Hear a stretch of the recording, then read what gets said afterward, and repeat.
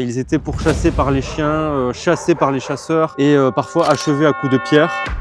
J'avais été appelé par une personne pour un sauvetage d'une quinzaine de cochons. C'était un véritable enfer pour ces animaux. Le plus gros, ça a été d'aller les chercher, de les attraper, ces petits cochons. Le terrain, c'était vraiment une catastrophe, une décharge, un truc horrible. Avant le jour J, on a dû préparer un enclos pour mettre de la nourriture, commencer à les habituer à rentrer dedans pour manger, pour que le jour J, ils rentrent et comme ça on ferme pour les attraper. C'était sport, c'était compliqué. Puis du coup, j'ai dû en récupérer pas mal. Le temps des prophylaxies, des castrations, gérer les mises bas, enfin ça a été très long. Aujourd'hui, ils sont tous bien placés dans des super familles de partout en France, mais super, les transports, tout ça, tout a été au top. Et voilà, et moi j'ai gardé les adultes, du coup les plus petits étaient plus facilement plaçables. Et donc nous avons mobiliser l'ensemble des associations et des bénévoles qui étaient volontaires. On a pu opérer ce sauvetage. En tout, ça a duré entre 6 mois et 1 an. Évidemment, on vous remercie énormément Futur pour tout ce que vous avez fait parce que vous avez mobilisé tout votre réseau, vous avez aussi participé au financement, vous avez cherché et permis de trouver des endroits définitifs pour ces animaux. Les animaux ont été soignés,